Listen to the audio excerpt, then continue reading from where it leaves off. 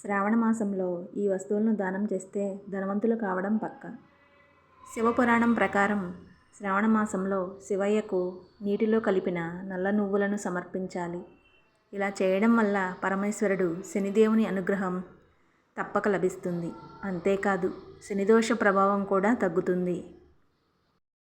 అలాగే శ్రావణ మాసంలో రుద్రాక్షను దానం చేసిన వారికి ఆయుష్ పెరుగుతుందని, అకాల మరణం భయం తొలగిపోతుందని చాలామంది నమ్ముతారు.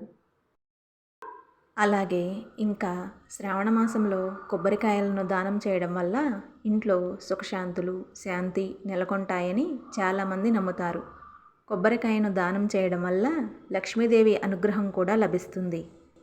అలాగే శ్రావణ మాసంలో దానం చేయవలసిన మరికొన్ని ఏమిటంటే నెయ్యితో నింపిన వెండి దీపం, బంగారం లేదా కంచు పాత్రలు, మినుములు, బెల్లం, పసుపు పువ్వులు, ఎర్రచందనం, కర్పూరం, కుంకుమ, శంఖం, గరుడగంట, ముత్యం, వజ్రం, పచ్చరాయి, పత్తి బట్టలు, పట్టు వస్త్రాలు, నువ్వుల బెల్లం, గోధుమలు, బియ్యం, పాలు, చక్కెర, తేనె, రాగి పాత్ర, వెండి నందిని దానం చేయవచ్చు. ఇలాంటి వాటిని దానం చేసి ఈ శ్రావణ మాసంలో లక్ష్మీ అనుగ్రహాన్ని పొందగలరని కోరుకుంటున్నాను. మీకు నచ్చినట్టయితే ప్లీజ్ లైక్ చేయండి, షేర్ చేయండి, సబ్స్క్రైబ్ చేయండి. ఈ వీడియో మీకు ఉపయోగపడుతుందని ఆశిస్తున్నాను. Thank you.